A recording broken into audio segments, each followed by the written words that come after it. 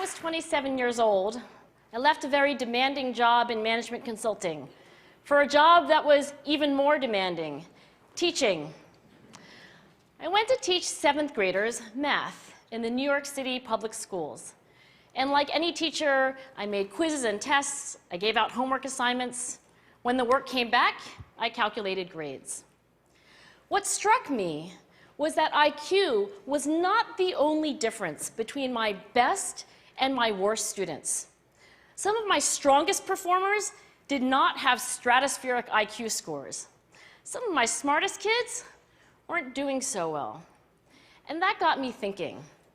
The kinds of things you need to learn in 7th grade math, sure, they're hard. Ratios, decimals, the area of a parallelogram. But these concepts are not impossible. And I was firmly convinced that every one of my students could learn the material if they worked hard and long enough. After several more years of teaching, I came to the conclusion that what we need in education is a much better understanding of students and learning from a motivational perspective, from a psychological perspective. In education, the one thing we know how to measure best is IQ. But what if doing well in school and in life depends on much more than your ability to learn quickly and easily? So I left the classroom and I went to graduate school to become a psychologist. I started studying kids and adults in all kinds of super challenging settings. And in every study, my question was, who is successful here and why? My research team and I went to West Point Military Academy. We tried to predict which cadets would stay in military training and which would drop out. We went to the National Spelling Bee and tried to predict which children would advance farthest in competition. We studied rookie teachers working in really tough neighborhoods, asking which teachers are still going to be here in teaching by the end of the school year. And of those, who will be the most effective at improving learning outcomes for their students? We partnered with private companies asking which of these salespeople is going to keep their jobs and who's going to earn the most money. In all those very different contexts, one characteristic emerged as a significant predictor of success. And it wasn't social intelligence, it wasn't good looks, physical health, and it wasn't IQ. It was grit. Grit is passion and perseverance for very long-term goals. Grit is having stamina. Grit is sticking with your future, day in, day out, not just for the week, not just for the month, but for years, and working really hard to make that future a reality. Grit is living life like it's a marathon, not a sprint. A few years ago, I started studying grit in the Chicago public schools.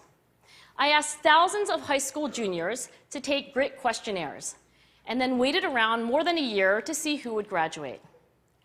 Turns out that grittier kids were significantly more likely to graduate, even when I matched them on every characteristic I could measure, things like family income, standardized achievement test scores, even how safe kids felt when they were at school. So it's not just at West Point or the National Spelling Bee that grit matters, it's also in school, especially for kids at risk for dropping out. To me, the most shocking thing about grit is how little we know, how little science knows about building it.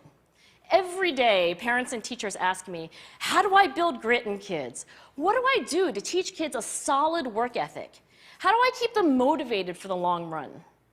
The honest answer is, I don't know. What I do know is that talent doesn't make you gritty. Our data show very clearly that there are many talented individuals who simply do not follow through on their commitments. In fact, in our data, grit is usually unrelated or even inversely related to measures of talent. So far, the best idea I've heard about building grit in kids is something called growth mindset.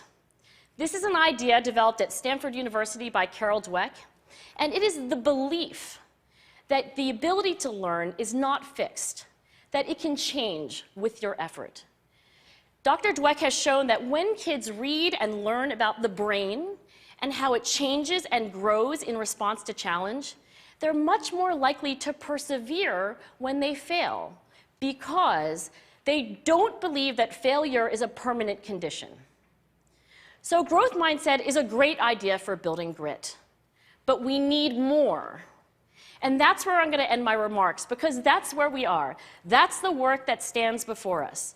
We need to take our best ideas, our strongest intuitions, and we need to test them. We need to measure whether we've been successful, and we have to be willing to fail, to be wrong, to start over again with lessons learned. In other words, we need to be gritty about getting our kids grittier. Thank you.